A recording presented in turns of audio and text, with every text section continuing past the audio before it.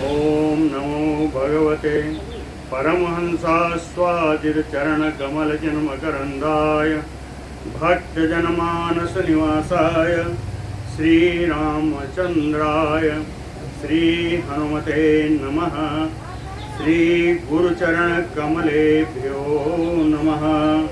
श्रीसीतानाथसमारम्भां श्रीरामानन्दार्यमध्यमाम् अस्मदाचार्यपर्यन्तां वन्दे गुरुपरम्पराम्।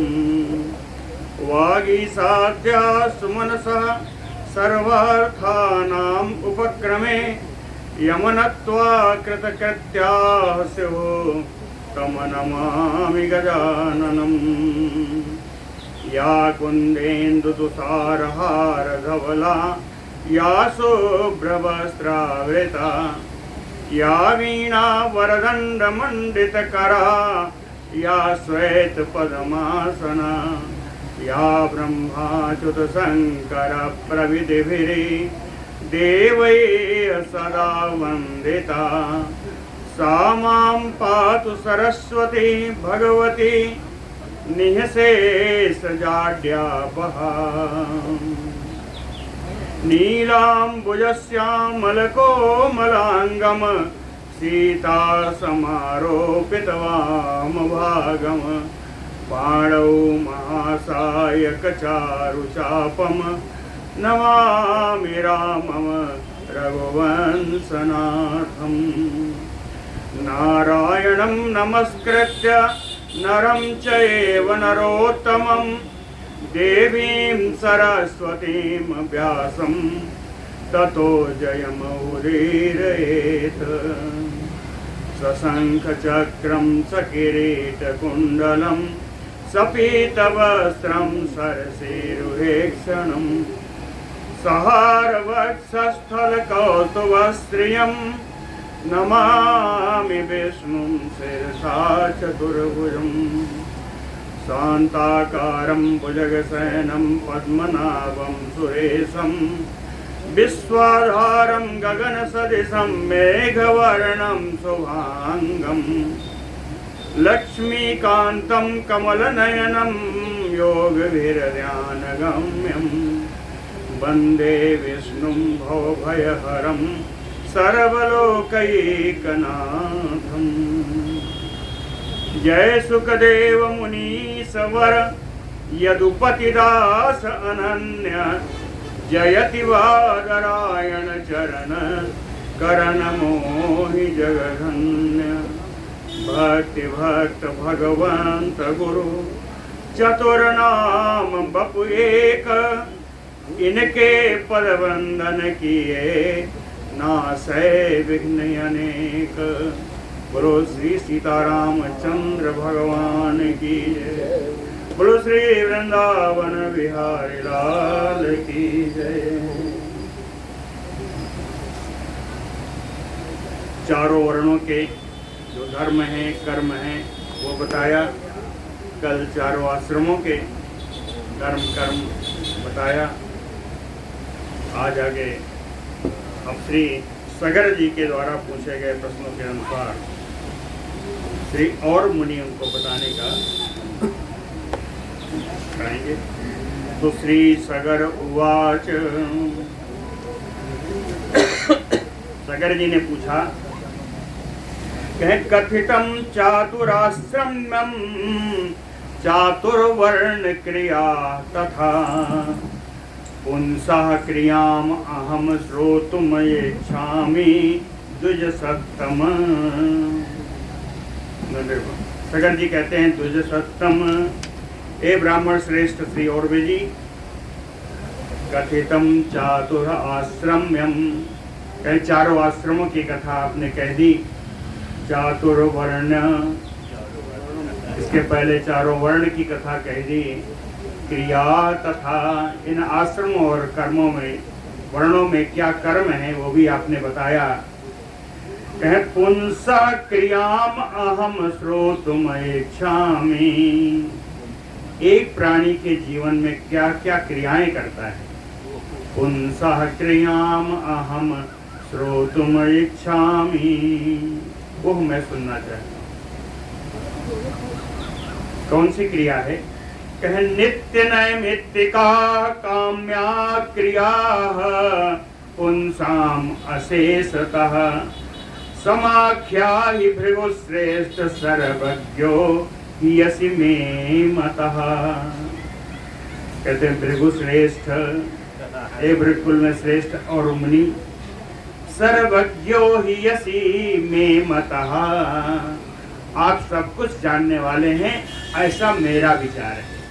सर्वज्ञो हि यसि मे मतः, इसलिए सब कुछ जानने वाले हैं, इसलिए नित्य नैमित्तिका काम्या क्रिया पुंसाम अशेषतः, किसी भी प्राणी की संपूर्ण नित्य नैमित्तिक और काम में संबंधी जितनी क्रियाएं हैं वो आप मुझे बताएं। कहे तद अहम समाख्या ही, आप इसका विवरण हमें बताएं। और वह उवाच, और मुनि जी कहते हैं यत एतत युक्तम, युक्तम नहीं है, यत एतत उक्तम भवता नित्य नैमित्तिकाश्रयम् तत अहम कथयिष्यामि शृणुस्व एकमनां मम। यद एतत उक्तम, भवता, आपने जो ये बात कही है कि नित्य नैमित्तिकाश्रयम्, प्राणियों के नित्य नैमित्तिक कार्य संबंधी कार्य जितने हैं तत अहम कथयिष्यामि, उन सबको मैं कहूँगा, है ना। लेकिन एक मना शृणुस्व, एकाग्र मन होकर के सुनिएगा। कहें जातस्य जात कर्मादि क्रियाकांडम अशेषतः पुत्रस्य कुर्वीत पिता श्राद्धं च अपि उदयात्मकम्। जातस्य पुत्रस्य, कहें पुत्र के उत्पन्न होने पर पिता, उस उत्पन्न हुए पुत्र का पिता अशेषतः जात कर्मादि क्रिया कांडम कुर्वीत, जात कर्म आदि जितने भी क्रिया कर्म होते हैं संपूर्ण कर्म पिता उत्पन्न होने पर करता है। और श्राद्धम च अभि उदयात्मकम, उसके अभ्युदय के लिए श्राद्ध भी करता है ना, श्राद्ध भी करता है। इसके अतिरिक्त युगमान तु प्रांग मुखान विप्रान भोजयेत मनुजेश्वर, जय मनुजेश्वर। हे राजन, हे राजा सागर जी, युगमान विप्रान, ब्राह्मण को जोड़े से, ब्राह्मणों को जोड़े से, प्रांग मुखान, पूर्वाभिमुख होकर के इन जोड़े से ब्राह्मणों को भोजन कराना चाहिए। भोजयेत, फिर कहते हैं यथा वृत्ति तथा कुर्यात देवम पित्रम द्विजन्मनाम, अपने वृत्ति के अनुसार, द्विजन्मनाम यथा वृत्ति, जितने द्विज हैं इनको अपने व्यवहार के अनुसार कुर्यात देवम पित्रम, देवताओं को और पितृ को तृप्त करने के लिए नैमित्तिक श्राद्ध करनी चाहिए। एक श्राद्ध अवश्य होती है जिस समय उत्पन्न होने पर, उसको नांदी मुख श्राद्ध,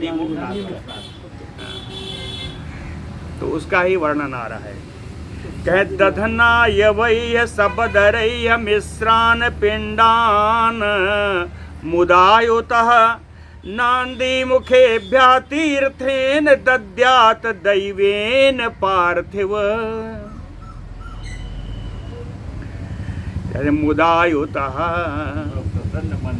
प्रसन्न मन से, प्रसन्नता से भर करके। कहे दैवेन तीर्थेन, देव तीर्थ से। देव तीर्थ क्या है? सारी उंगलियों का अग्रभाग देव तीर्थ है। आगे ही अंगुलियां, हाँ, आगे ही अंगुलियों का जो अग्रभाग है, यहाँ से जल निकलेगा वो देव तीर्थ।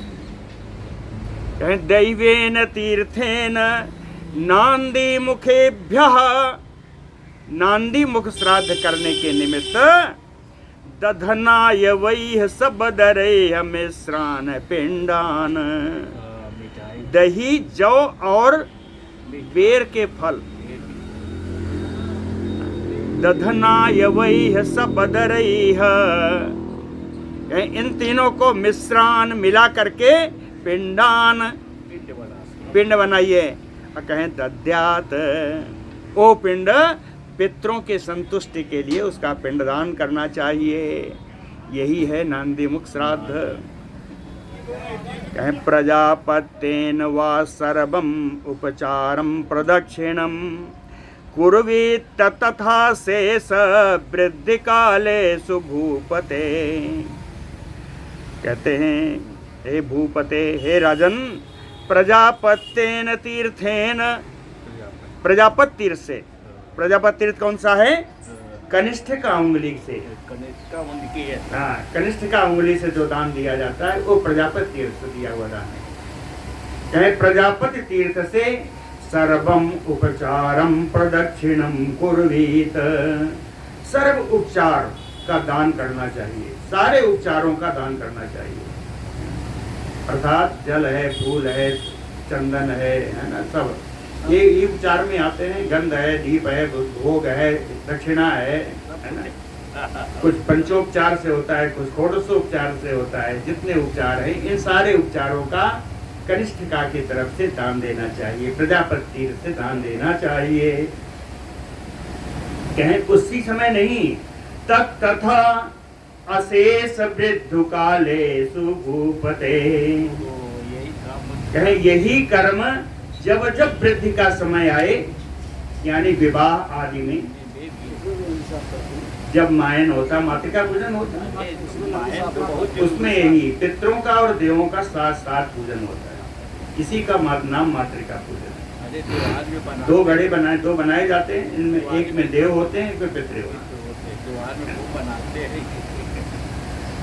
तो कहते हैं तथा अशेष वृद्ध काले सुकुर्वीत, संपूर्ण अभ्युदय काल में, विवाह आदि मांगलिक अवसरों पर ऐसी ही पूजा करनी चाहिए, ऐसा ही दान देना चाहिए। क्या पैदा भी हो गया, नांदीमुख श्राद्ध आदि हो गया है ना, और सारा कुछ कार्य हो गया। अब जो दूसरा संस्कार आता है, कहे ततः च नाम कुर्वीत पिता एव दसवें अहनि,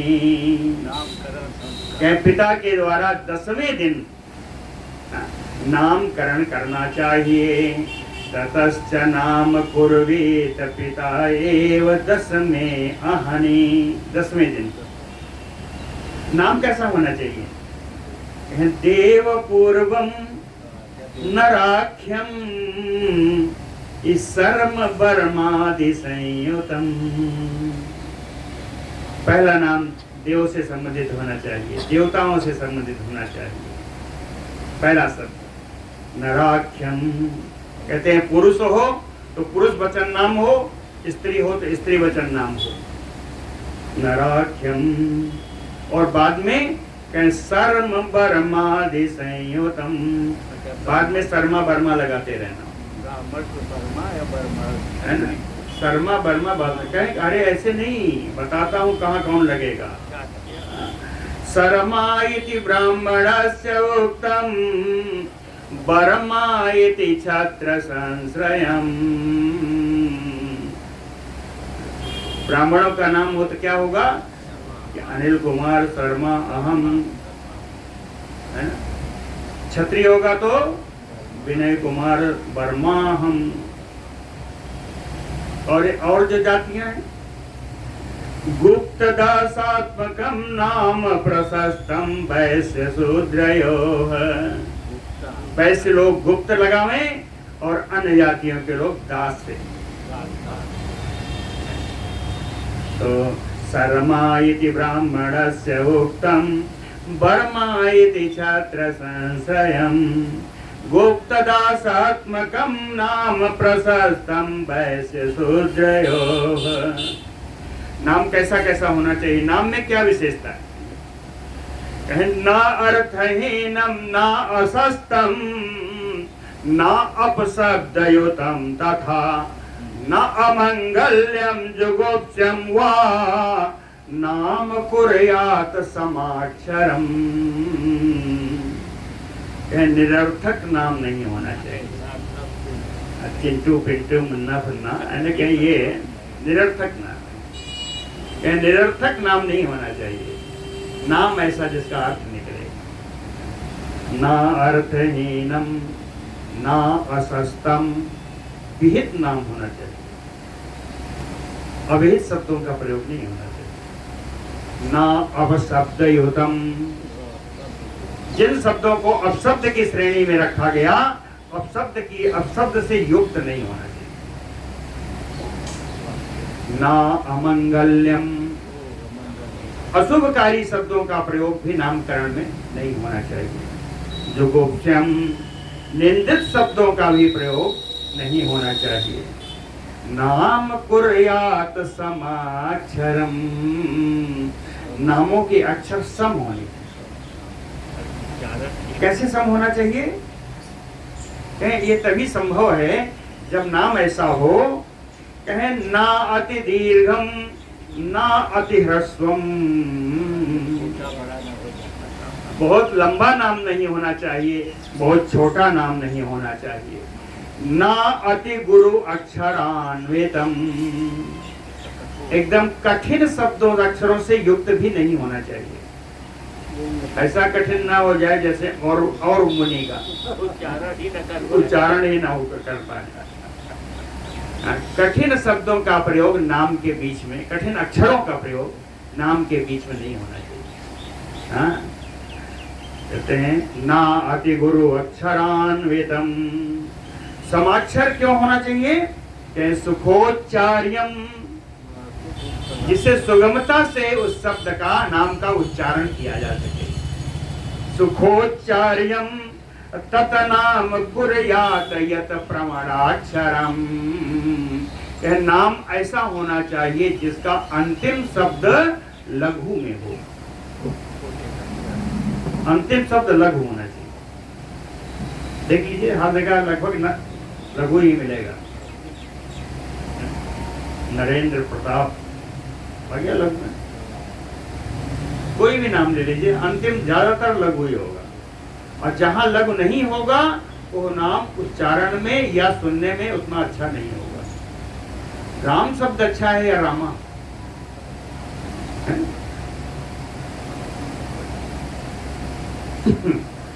सुखोच्चारजम तु तत्नाम कुर्यात यत प्रमाणाक्षरम। नामकरण हो गया।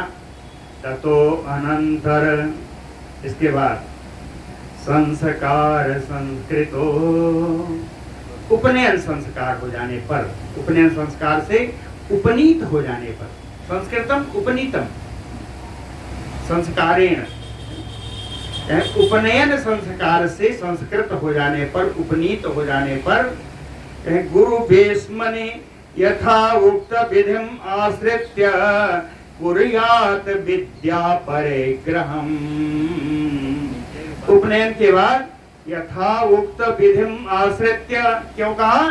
कहीं सारे वर्णों की कथा है, सारे आश्रमों की कथा है, लोग हैं तो वर्णानुसार, आश्रमानुसार विधि का आश्रय लेकर के गुरु भेष्मने विद्या परिग्रहम् कुर्यात, गुरुकुल में जाकर के विद्या ग्रहण करनी चाहिए। अब विद्या ग्रहण कर ले तो कहीं गृहीत विद्यो गुरुवे दत्त्वा च गुरु दक्षिणाम, क्या विद्या ग्रहण करने के बाद गुरुवर को दक्षिणा प्रदान करिए। दक्षिणा प्रदान करने के बाद गार्हस्थ्यम इच्छन भूपाल कुर्यात दार परिग्रहम। भूपाल हे नरेश, हे सगर जी, गार्हस्थ्यम इच्छन, यहां से यदि गृहस्थ धर्म में जाने की इच्छा हो तो कुर्यात दार परिग्रहम, तो विवाह संस्कार करिए। गृहस्थ धर्म में जाने की इच्छा हो तो विवाह संस्कार करिए, ना इच्छा हो तो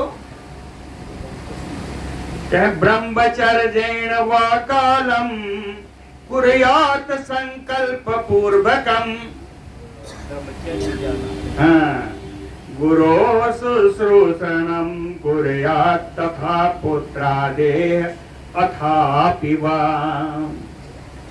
संकल्प पूर्वकम ब्रह्मचर्येण कुर्यात, दृढ़ संकल्प के साथ ब्रह्मचर्य व्रत का पालन करते हुए, है ना, गुरु शुश्रूषणम तथा पुत्रादेह, गुरु और गुरुपुत्रों की सेवा करते रहना चाहिए।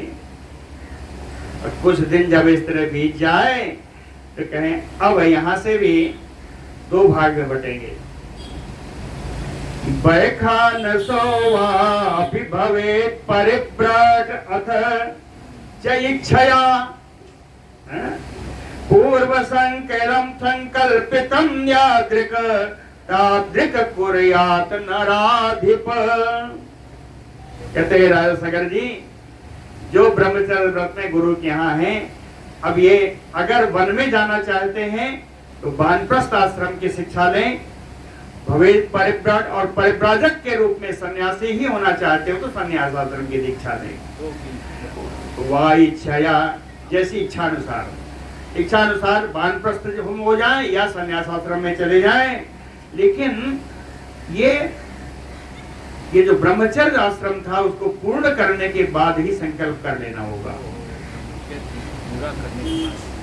ब्रह्मचर्य आश्रम को पूर्ण करने के बाद ही इसका संकल्प कर लेना होगा कि आपको वैखानस बनना है या परिव्राजक। ये लिखा क्या पूर्व संकल्पितम यादृक तादृक कुर्यात, पूर्व में जो संकल्प किया है उसी के अनुसार वानप्रस्थ या परिव्राजक रूप में आपको जाना है। कहते हैं फिर चलिए विवाह संस्कार की ओर चलते हैं। अब इनका क्या है, ये तो वन में जाएंगे, अपना खाएंगे पिएंगे, सन्यासी रहेंगे, भिक्षा मांगेंगे, पूरा करेंगे अपना धर्म। इनके हमने कल बधाई दिया है तो इनको यहीं छोड़ते हैं। जो विशेष है वो तो ये विवाह में आएगा। कहे बरसई एक गुणाम भार्यामोत पहेत त्रिगुण स्वयं।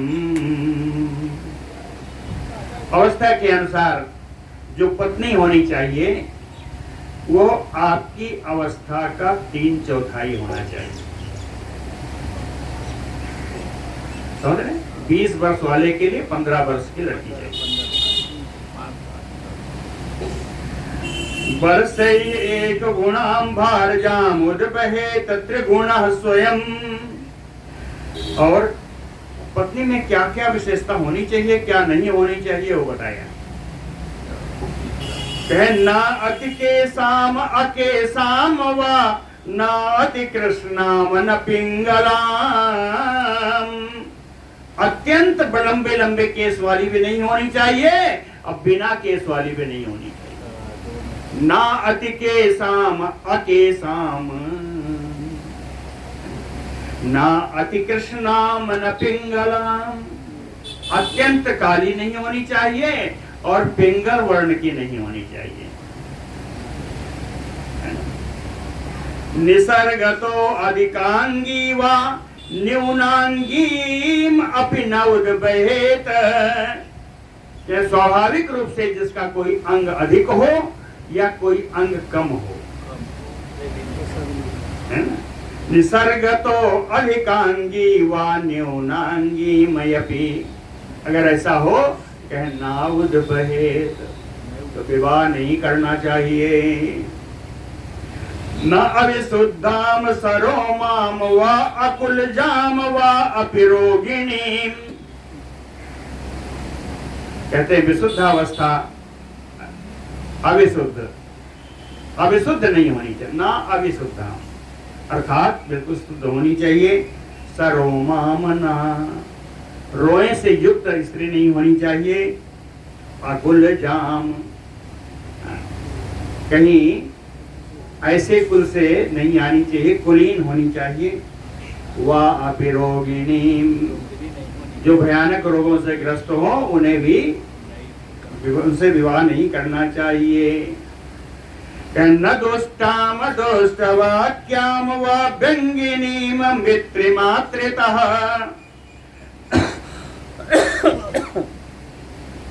न अस्मस्त्र व्यंजनवतीम न चैव पुरुषाकृतिम। न दुष्टाम, दुष्ट स्वभाव वाली नहीं होनी चाहिए। दुष्ट वाक्याम, दुर्वचन बोलने वाली नहीं होनी चाहिए। मातृपितृतः विअंगिनी, माता पिता के द्वारा किसी अंग का हानि नहीं होनी चाहिए। ना अस्मस्त्र व्यंजनवती, मूंछों की रेख नहीं होनी चाहिए। व्यंजन माने चिन्ह, मूंछों के चिन्ह नहीं होने चाहिए। न पुरुषाकृति मना, पुरुष की आकृति वाली स्त्री नहीं होना चाहिए। और ना घर घर स्वराम छामाम तथा काकस्वराम नाचा, घर घर आवाज वाली नहीं होनी चाहिए, है ना, कर्कश आवाज। छामाम, अत्यंत मृदु, अत्यंत दुबली नहीं होनी चाहिए। काकस्वराम, कौवे के तरह कर्ण कटु आवाज नहीं होनी चाहिए। काकस्वराम, न अवन अवन अनिबंधेक्षणाम तदवत वृत्ताक्षीम। कहते पक्ष रहित आंखों वाली नहीं होनी चाहिए, अर्थात गोल आंखों वाली नहीं होनी चाहिए। ना आवृत्ताक्षीम, गोल आंखों वाली नहीं होनी चाहिए। अगर ऐसा है तो न उद्बहेत बुधा, विद्वान लोग उसके साथ विवाह नहीं करना चाहिए।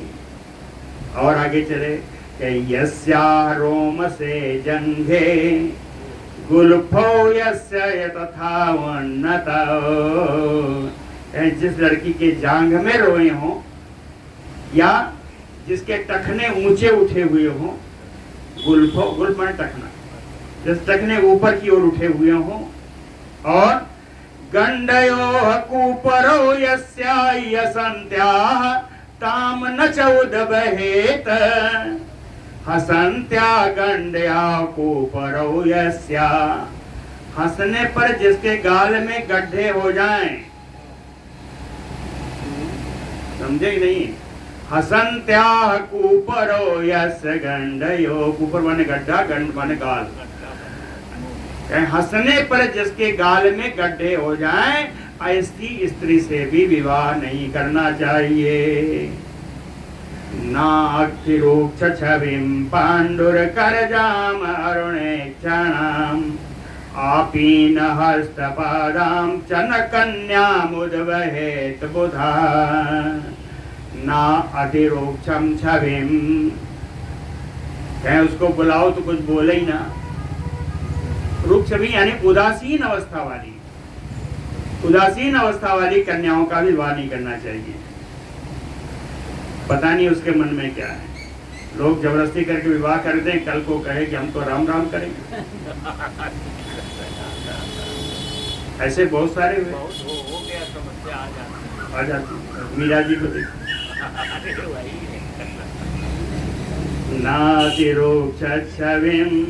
उदासीन भाव नहीं होना चाहिए। पांडुर करजाम, कर्म ने हाथ, जा माने उत्पन्न होने वाला, यानी हाथ से उत्पन्न होने वाला नाखून, करज माने नाखून। पांडुर, पीले रंग का नाखून वाली नहीं होनी चाहिए। अरुणेक्षणाम, लाल नेत्रों वाली नहीं होनी चाहिए। आपीन हस्तपादाम, मोटे मोटे हाथ और पैर वाली नहीं होनी चाहिए। आपीन हस्तपादाम बुधा कन्याम नाउद बहेत, बुद्धिमानों को ऐसी कन्या से विवाह नहीं करना चाहिए।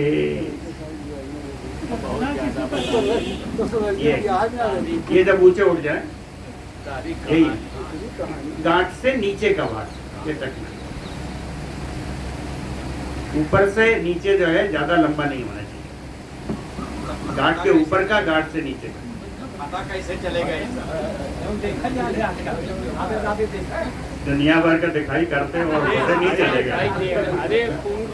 अरे औरत चला के देखते हो, गवा के देखते हो, दुनिया के सुनिए, न बाम नाम न अति दीर्घाम न उद्बहेत संघत भ्रुवम न च अति छिद्र दसनाम न च कराल मुखीम नरः। न वामनाम, वामन नहीं होनी चाहिए, एकदम छोटी नहीं होना चाहिए। न च अति दीर्घाम, ना ही तो लगा जैसे लंबी हो रही। न वामनाम न च अति दीर्घाम न उद्बहेत संघत भ्रुवम, जिसकी भौहें दोनों मिल गई हो ऐसी स्त्री का विवाह नहीं होना चाहिए। दोनों भौहें जिनकी मिल गई, संघत भ्रुवम ना उद्बहेत न च अति छिद्र दसनाम, जिनके दांतों के बीच में छिद्र हो, फासला हो। कराल मुखीम, जिसके दांत आगे निकले हों, बड़े बड़े, विकराल मुख वाली हो जाएगी। तो कहते हैं जिसके दांत आगे बाहर निकले हों ऐसे मुख वाली से भी विवाह मत करो, ये तो देखने में आ जाएगा। और कुछ पता भी करना चाहिए। पता क्या करना चाहिए? कहे पंचमी में मातृपक्षात पितृपक्षात सप्तमी, लड़की के मातृपक्ष में 5 पीढ़ी तक कोई संबंध अपने यहाँ नहीं होना चाहिए, और लड़की के पिता के 7 पीढ़ी तक कोई संबंध अपने यहाँ नहीं होना चाहिए। यही देखते थे पहले, यही देखते। ये है रक्त परिहार। पंचमी मातृपक्षात पितृपक्षात सप्तमी, आजकल इसका उल्टा होता है। कहीं जाना बूझा यही कर लो, बस जाना बूझा है। और ये परिस्थिति जन्य है। आज पता नहीं कब क्या हो जाए, लड़की लड़का विवाह इतना मुश्किल कठिन हो गया। इसलिए ये पहले की बातें हैं। पंचमी मातृपक्षात पितृपक्षात सप्तमी गृहस्था च उद्बहेत कन्याम न्यायेन विधिना नृप। हे राजन, इस प्रकार गृहस्थ कन्या है ना, अन्येन विधिना ना, दूसरे विधि से नहीं, सॉरी, न्यायेन विधिना, उचित यथोचित विधि से कन्या का विवाह करना चाहिए। विवाह 8 तरह का होता है पहले। भैया पहले तो विवाह, लड़की तो मिल जाए। विवाह के बाद की बात है। लड़की नहीं मिली, विवाह के 8 तरीका बताओ। चलिए, आप 8 तरीका पूछ रहे हैं ना, बता देते। ब्राह्मो दैवः तथैवार्षा प्रजापत्या तथा असुरः गांधर्व राक्षसो च अन्यो पैशाचम अष्टमो मतः। 8 प्रकार के विवाह हैं। ब्राह्म विवाह, दैव विवाह, आर्ष विवाह, प्रजापति विवाह, असुर विवाह, गंधर्व विवाह, राक्षस विवाह, है ना, और पिशाच विवाह। कई 8 प्रकार के विवाह की विधि है। अब इन विवाहों में क्या करेंगे? कहीं एतेषां यस्य यो धर्मो वर्णस्य उक्तो महर्षिवे, इनमें आपके वर्ण के अनुसार आपके ऋषि, आपके कुलगुरु जो आपको सुझाव दे उस विधि से आप विवाह करें। पूर्वीत दार ग्रहणम, उसी विधि से आप कन्या का ग्रहण करें। तेन अन्यम परिवर्जयेत, और अन्य विधियों को त्याग कर देना चाहिए। जो आपके कुलगुरु बतावें उसी विवाह, उसी पद्धति के अनुसार विवाह करना चाहिए। सधर्मचारिणी प्राप्य गार्हस्थ्यं सहितं तया सम उदबहेत दाति एतत् सम्यक् ऊढम महाफलम्। सधर्मचारिणी, आपको जो धर्म के अनुसार चलने वाली, जो आपको आपकी पत्नी, आपकी भार्या जो आपको प्राप्त हुई है, प्राप्य गार्हस्थ्यं सहितः तया, उसके साथ ही संपूर्ण गृहस्थ का कार्य, गृहस्थी का कार्य पूर्ण करना चाहिए। और इसका पूर्ण रूप से पालन करने पर सम्यक ऊढ़म महाफलम, विशेष फल देने वाला होता है। बोलो भक्तवत्सल भगवान की जय। विवाह हो गया। कहते हैं गृहस्थी, आपने कहा बढ़िया से गृहस्थी चलाइए तो महान फल देने वाला होगा। तो सगर जी ने पूछा, सगर उवाच, कहते हैं गृहस्थस्य सदाचारम श्रोतुम इच्छामि अहम मुने। गृहस्थस्य सदाचारम श्रोतुम इच्छामि महामुने। लोकात अस्मात् परस्मात् चायमातिष्ठन् हीयते। कहते हैं गृहस्थों का सदाचार आप बताइए, मैं सुनना चाहता हूँ। हे मुनि, मैं गृहस्थों का सदाचार सुनना चाहता हूँ। कहे यम अतिष्ठन, जिस सदाचार को करने से अस्मात् परस्मात् लोकाम नहीयते, कहते हैं जिसमें इस लोक में और परलोक में, है ना, कभी क्षति नहीं होती, कभी वो पतित नहीं होता, उस सदाचार को बताइए। और वह उवाच, और मुनि कहते हैं श्रूयताम पृथ्वी पाल सदाचार सलक्षणम। सदाचारवता पुंसा जितो लोको उभौ अपि। पृथ्वी पाल सगर श्रूयताम सदाचारस्य लक्षणम। सदाचार के लक्षण आप मुझसे सुनिए। सदाचारवता पुंसा जिता लोको उभौ अपि।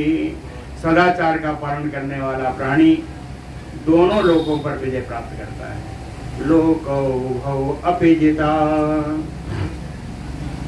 साधुवा क्षीण दोषातु सत शब्दः साधुवाचकः। तेषाम् आचरणं यत्तु सदाचारः स उच्यते। सत शब्दः साधुवाचकः, क्या हुआ? सत आचार सदाचार हुआ। सत आचार ही सदाचार का छेद करिए तो सत आचार सदाचार। तो कहते हैं सत शब्दः साधुवाचकः। सद शब्द का अर्थ साधु ही होता है ना। और साधुवः क्षीण दोषाः, जो वास्तव में साधु है उसका कोई दोष नहीं होता, उसके दोष समाप्त हो। क्षीण दोषाः, इसलिए तेषाम यानी साधूनाम आचरणम यत्तु, ऐसे साधुजनों का जो आचरण है सा सदाचार उच्यते, वही सदाचार।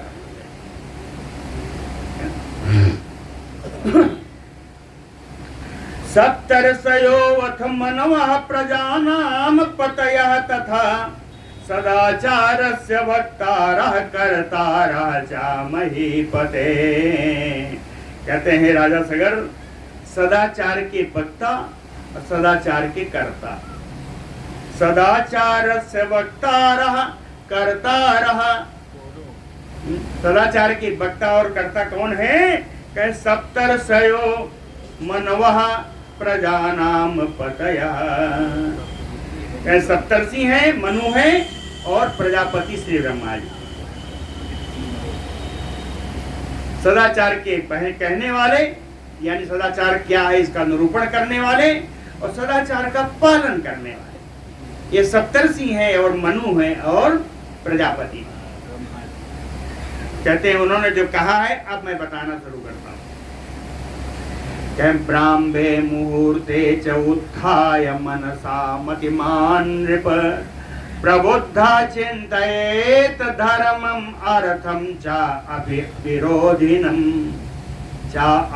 अविरोधिनम। मनसा बुद्धिमान पुरुष जो होगा, मतिमान मनसा उत्थाय ब्राह्मे मुहूर्ते। कहे बुद्धिमान पुरुष स्वस्थ चित्त से, मनसा यानी ऐसे नहीं कि उठो उठो किया तो रोते हुए उठ गए, ऐसा नहीं। मनसा स्वस्थ चित्त से ब्राह्मे मुहूर्ते उत्थाय, ब्राह्म मुहूर्त में उठ करके प्रबोधा चिंतयेत धर्मम अर्थम। कहते हैं जगने पर हमेशा धर्म का और अर्थ का विचार करना चाहिए, चिंतन करना चाहिए। कहते हैं अर्थ कौन? चा अविरोधिनम, जो धर्म का विरोधी ना हो। यानी ऐसा अर्थ नहीं जिस अर्थ का चिंतन करने से धर्म का लोप हो जाए, ये अर्थ नहीं चाहिए। समझ आया? अविरोधिनम धर्मम अर्थ, जो धर्म का विरोधी ना हो ऐसा अर्थ, ऐसे अर्थ का चिंतन करना चाहिए। अपीडया तयो कामम उभयोः अपि चिंतयेत अपीडया तयोः। कहें जिस काम से अर्थ और धर्म दोनों को कोई बाधा न पहुंचती हो। अपीडया तयोः, तयो कौन? अर्थ धर्मयोः। अर्थ और धर्म इन दोनों को जिस काम से कोई पीड़ा नहीं होती है, कहे काममय अपि चिंतयेत, उस काम पर भी विचार करना चाहिए, उसका भी चिंतन करना चाहिए। 3 हो गए। कहीं इन तीनों का भी एक और काम है। कहे दृष्टा दृष्ट विनाशाय त्रिवर्गे समदर्शिता। जो दिखाई पड़ रहा है और जो नहीं दिखाई पड़ रहा है, ऐसे अनिष्टों का विनाश करने के लिए दिखाई पड़ने वाले और न दिखाई पड़ने वाले दोनों प्रकार के अनिष्टों का विनाशाय, चतुर्थी में इनका नाश करने के लिए त्रिवर्गे, अर्थ धर्म और काम, ये त्रिवर्ग है। अर्थ धर्म काम में समदर्शिता, समान भाव से देखना चाहिए। किसी को आगे करके नहीं, तीनों की आवश्यकता पड़ती है। कहें तीनों को समान भाव से देखना। परित्यजेत अर्थ कामौ, कहे ऐसे अर्थ और से काम को त्याग देना चाहिए। कौन? कहे धर्म पीड़ा करो नृप। हे राजन, ऐसे अर्थ ऐसे काम जिनमें धर्म में बाधा पहुंचे, इन अर्थ काम को त्याग देना चाहिए। धर्म का लोप नहीं होना चाहिए। धर्मम, धर्म भी कैसा होना चाहिए? धर्मम अपि असुखोदरकम। धर्म में भी यदि सुख प्रदान करने वाला नहीं है, यदि दुख देने वाला है, लोक द्वेष्टम एवचा, और जिससे समाज में द्वेष हो रहा हो, जिस धर्म के पालन करने से समाज में दोष उत्पन्न हो रहा हो, कहे तत्परित्यजेत, उस धर्म का भी त्याग कर देना चाहिए जो आपको दुख पहुंचाए और जो समाज में द्वेष उत्पन्न करेंगे। धर्मम अपि असुखोदरकम लोक विद्वेष्टम एव च।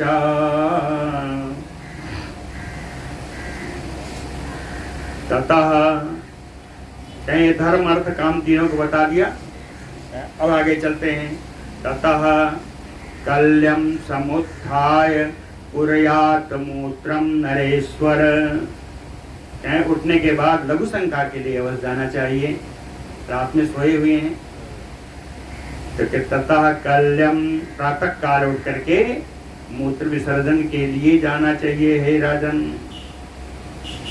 अब कहते हैं ये लघु शंका के लिए आपको जाना कहाँ है? अब तो घर ही में बना है। अब तो घर में मूत्र सब कुछ बना है। तो क्या बताया? कहें नैऋत्याम इसु विक्षेपम अतीत्या अभि अधिकम भुवः दूरात अवसथान मूत्रम पुरीशम च विसर्जयेत। कहें नैऋत्यम, अपने घर से नैऋत्य कोण में निकलिए। कितना दूर जाइए? कहें इसु विक्षेपम, बाण से, धनुष से जो बाण छोड़ा गया वो बाण जितनी दूर तक जाए,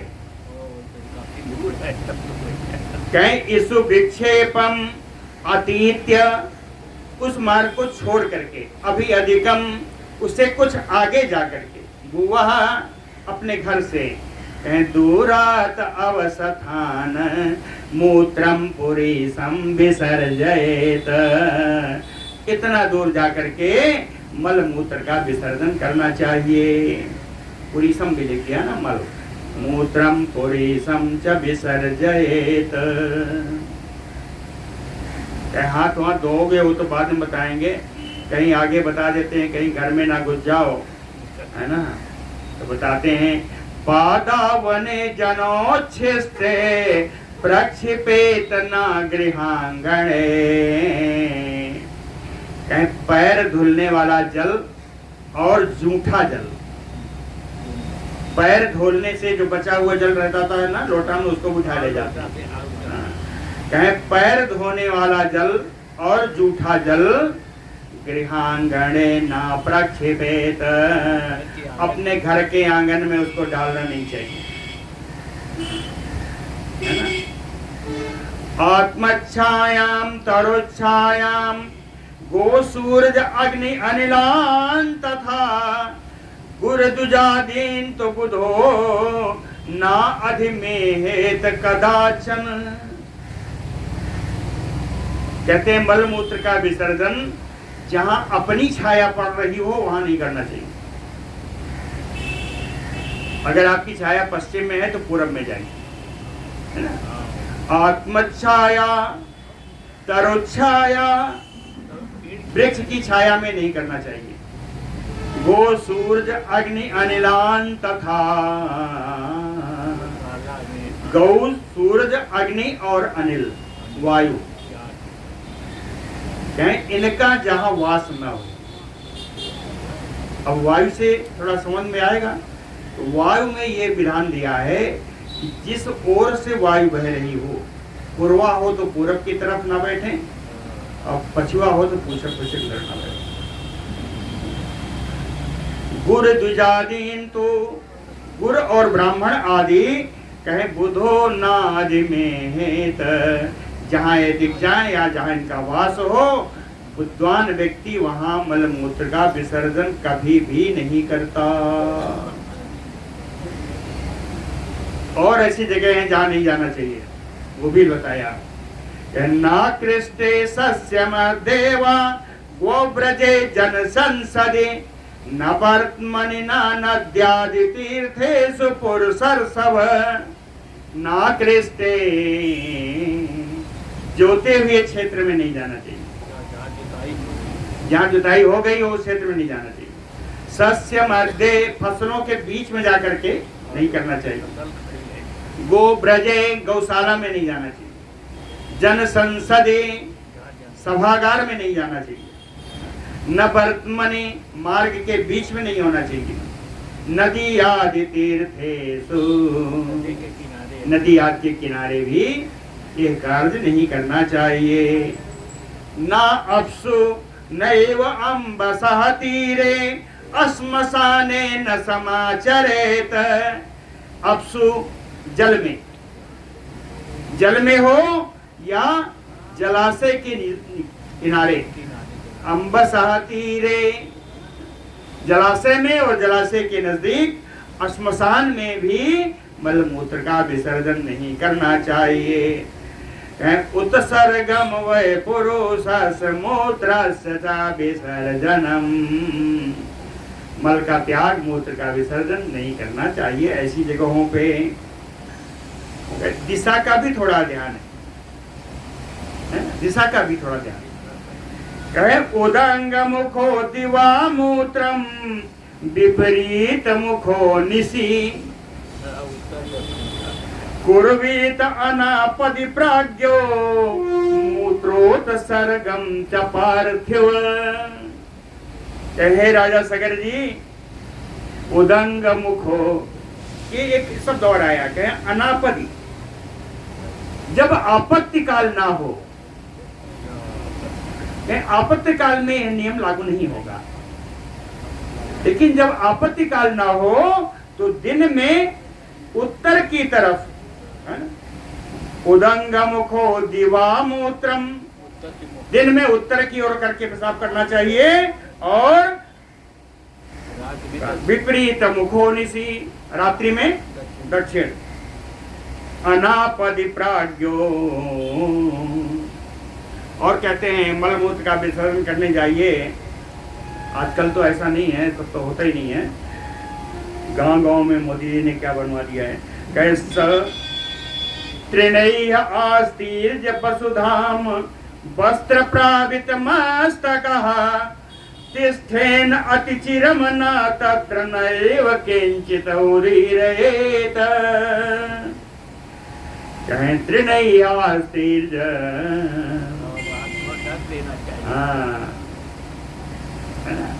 घास टुकड़े से पृथ्वी को ढक देना चाहिए। वसुधाम, वस्त्र प्रावृत मस्तकः, अंगोछा आदि बढ़िया से सर में लपेट लेना चाहिए। किनारे वही लाइट जला दीजिए, उधर अंधेरा हो जाए। वस्त्र प्रावृत मस्तकम, ठीक है, बढ़िया गौछा से पगड़ी बांध लेना। अच्छा, ये जब पढ़ रहा था तो मुझे गांव का कुछ सीन दिखाई दिया, मालूम पड़ा होता था इससे।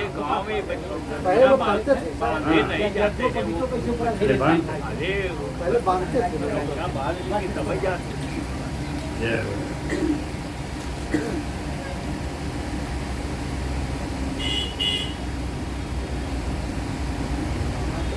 हाँ, त्रिनैः आस्तीर्ज वसुधाम वस्त्र प्रावृत मस्तकः, और कहें तिष्ठेन न अतिचिरम, अत्यंत देर तक नहीं बैठना चाहिए, ज्यादा देर तक नहीं बैठना चाहिए। और नैव किंचित उदीरयेत, विसर्जन के समय कोई बात बोलनी नहीं चाहिए, मौन रहना चाहिए। चलिए, ये सब हो गया। अब हस्त शुद्धि के लिए आएंगे। हाथ शुद्धि वगैरह कैसा होगा? कहें ये तो आज साबुन चल गया, शैम्पू चल गया, पहले तो मिट्टी ही था। तो कहें मिट्टियां कैसी? कहें बल्मीक मूसिकोद्भूतामृतमन अंतर जलाम तथा शौचावशिष्टा गेहात च न अदद्यात लेप संभवाम। कहे जो सांप की बांबी होती है उसकी मिट्टी नहीं लेना चाहिए। हाँ, मूसिकोद्भूता, मूस रोग, चूहा जो निकाल देते हैं मिट्टी बिल के आगे, कहीं वो भी नहीं लेना चाहिए। अंतर जलामृदि, जलाशय में, जलाशय के अंदर से मिट्टी ला करके शौचाचार के लिए नहीं लेना चाहिए।